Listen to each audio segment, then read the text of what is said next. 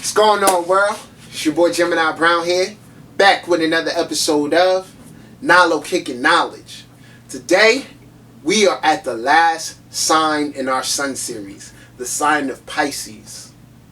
If you've been with me from the start or you came in halfway, I appreciate you. It's been a joy for me to do this. So, we started with Aries, and I want you to think of Aries as a baby, okay, who doesn't want to do anything except move around, learn how to use its own will to do things. All right? Then by the time we get down to sign 7, we meet our other half. Okay? That the result of what we project out into the world. In sign 8, we realize the battle that's brewing within ourselves. Sign 9, we develop laws or a philosophy about life, or we bind ourselves to certain laws and live life through that way. Sign 10, we build. We take everything that we've learned previously and we build. And what we build is to help us, is to sustain us throughout, sustain the world.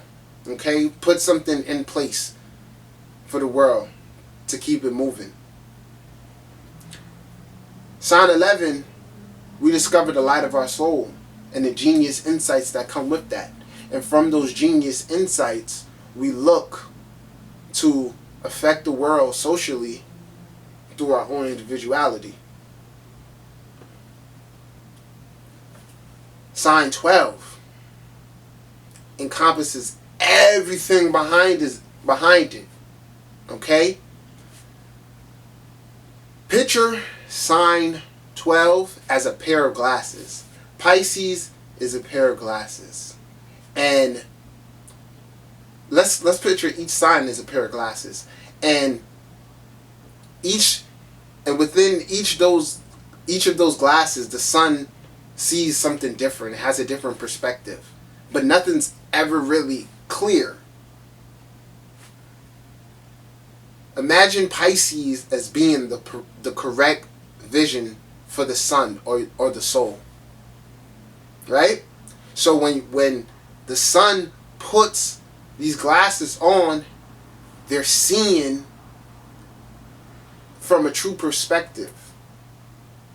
Alright? So the thing about Pisces is that they're born with this natural understanding, this natural wisdom, this natural knowledge about life. And since sun represents our ego or our confidence, there's an inner confidence about those things. Okay? Now, just as a note, I believe that whether it's sun, moon, or ascendant, that is adding a spiritual dimension to your personality. Okay? So, a moon Pisces may have a spiritual perception about the world or feel things in an emotional way. Okay? The Pisces ascendant wants to infuse or looks for spiritual bliss in each area of life. And the Pisces sun understands that it's a spiritual being. It knows it's a spiritual being or has an idea. Because remember, there's different levels of soul development. So, the key to the Pisces incarnation is a couple things, but I would say these are the two most. Is to learn the meaning of true love or divine love, which consists of forgiveness and sacrifice, right? And also compassion and empathy and all of that, but mainly those two things. So you want to learn the meaning of true love, the true divine love. right? And you want to learn how to infuse the soul, the true soul, through the personality. Okay? Now, a couple things about Pisces is that they're very imaginative. They're very compassionate and empathetic. And for instance, I'm a Gemini, right? So when people ask me about chakras and stuff like that, I always say, from my personal experience, I wouldn't be surprised if my strongest chakra was my throat chakra. Because, especially with me just being sick, and while I'm sick, I don't talk a lot. Because I'm not as animated as I usually am. So if I speak when I'm sick, or when I speak when I'm sick, you can tell, like, wow, he's not himself. He's out of it, right? So I don't know if it's because I'm a Gemini or whatever, but I would think, based on what the sign represents and things like that, that I'm born with an activated throat chakra, right? So I would say, Pisces, you're born with certain chakras naturally activated, and that I would say would be the third eye, and then the solar plex, which controls your willpower, and from that, and possibly the sacral as well, and from that, it makes you an open channel to collect others' energy. So this is something that hinders a lot of Pisces, and they don't know it. That they're naturally sensitive, and they're naturally born, with psychic ability, that a lot of times they're picking up others' energy. So one thing you have to learn in this lifetime is how to protect yourself and be aware of what energy is yours and what is not. Okay? And this also goes for 12th house people too. And we're going to do the 12th house and 8th house and 4th house after this. Okay? So, the first thing you need to do is differentiate between what energy is yours and what energy isn't. Now, if you remember in the Virgo video, I said Virgo's sun needs to work on cultivating that other end of the axis, which is the Pisces energy. And it's the same thing for Pisces. Pisces needs to learn how to embrace its Virgo qualities. And because here we have faith versus logic, right? We have faith versus logic. Virgo is very logical and analytical and needs facts, where Pisces is operating on spirit and natural faith, okay, and just a love for humanity. So through that balance, you have somebody who is fully grounded in this incarnation, in this earth. Studies show that the zodiac sign with the most people in jail are Cancers, right? And the next study shows that the zodiac sign with the most people homeless are Pisces. Now, the reason for Pisces having that stat attached to their sign is because they're natural escapists.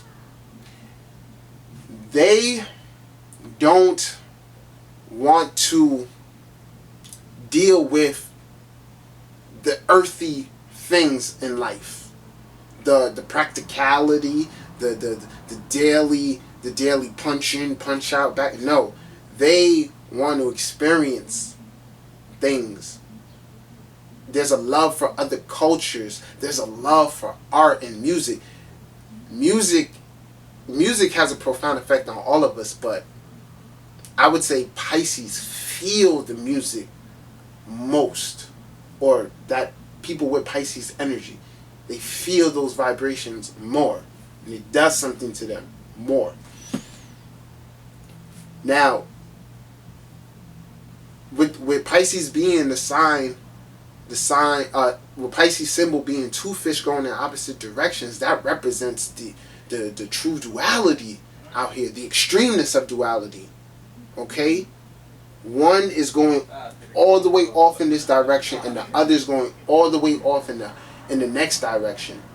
Right? So that tells you, depending on the other placements, and the key planets you want to look at here are Jupiter, Pluto, and Neptune.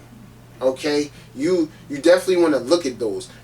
You want to look at everything, but when you're looking at it spiritually, you want to look at those planets, because Pluto is key for Pisces, because that is going to determine ultimately, in the essence, what you sacrifice. What about you, or what in your life gets destroyed for a new opportunity to come about. So you want to pay close attention to Neptune, Pluto, and Jupiter.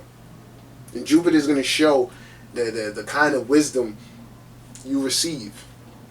Okay? And from that wisdom, that's what you're going to feel really spiritual about. Okay? So Jupiter's in the 7th house. You're going to feel really spiritual about your relationships with others. Okay? And working with others. So on and so forth. I can give more examples, but you get me. So Pisces has to learn how to differentiate between other people's energies and their own, right? They have to learn how to remain grounded in reality and not want to escape.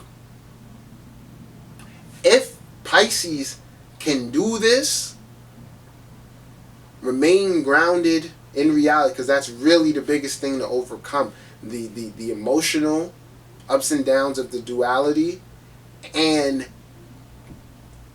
the ability and the want to escape. You will become a messiah in essence. Okay? And for me, the archetype of Pisces is definitely some type of mystic or guru, some teacher. But just for two examples I'd use would be Jesus and the Buddha. And now we're going to go into sacrifice, and now we're going to go into the divine love here. Okay? Jesus taught that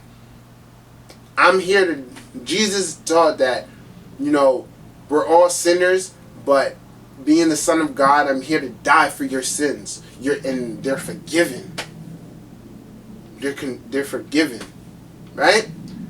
Now, if you want to know anything about love, the first thing you need to know is that love hurts. Since we're working with duality here, if love feels that good, the opposite of it, love feels really, really bad.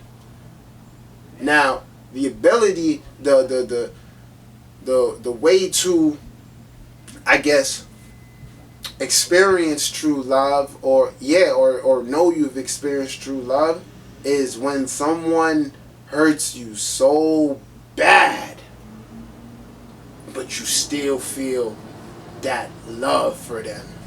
You're willing to forgive them. That's divine love. So, for those of you who, call women or men who end up in certain situations and take their partner back or stay with their partner idiots, nah. They just know what divine love is, and they have that for that other person. Now, the Buddha taught us that, one, our mind is filled with drunk monkeys, and that those drunk monkeys are meant to hinder us, and they're not real, so don't listen to them. Detach from your negative thoughts. Right? the Buddha also taught that whatever we value, we should be able to let go. And by letting go, we will experience true happiness. Because to want is to suffer. Okay? Now, another thing that the Buddha taught that I find to be very, very instrumental is that enlightenment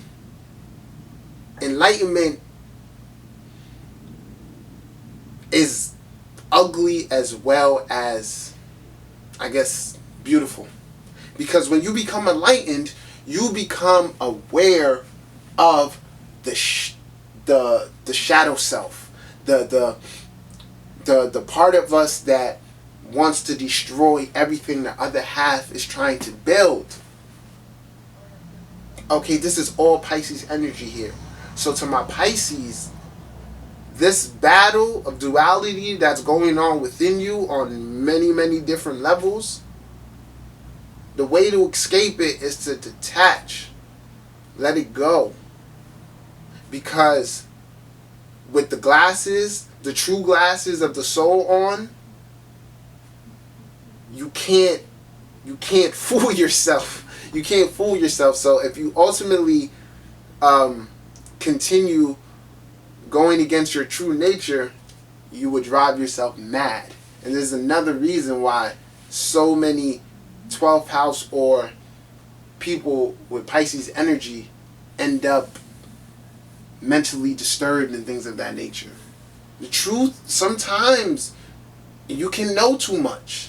And sometimes you have to take what you know and not forget about it, but don't think about it too much. Don't think about it too much. Just know what you need to do and keep it moving. Alright? So ultimately, guys, Pisces, you're here to be the messiahs. Your life is an example for others to look at, and through your life, you'll be of service to others, and you'll heal others through your actions. So let that digest. Alright, so one more time for the mind, a quick recap. The Pisces soul is here to experience true divine love, and as well as to let go of the material things. Dang. But it should be stressed that the middle road needs to be taken, and that middle road represents valuing of material items, but being able to detach from them at any time. So there's no bind. Okay? Pisces needs to overcome its emotional disturbances, which is caused by picking up on other people's energy. So you have to, throughout life, develop a system and a way to recharge yourself and to clear your energy. Right? And lastly, Pisces needs to overcome their need or want to escape, which leads to addiction, which leads to homelessness, which just leads to a lot of negativity. Alright? For a better understanding of this sign, study the teachings of Jesus Christ and of the Buddha, and I'm pretty sure you will gain a solid foundation of what it is that's happening here. So, that was my interpretation of the sign of the Sun in Pisces. I really hope you guys enjoyed this whole series. Like I said before, it was a joy to do it. I'm gonna make a recap video talking about everything. So, until next time, peace.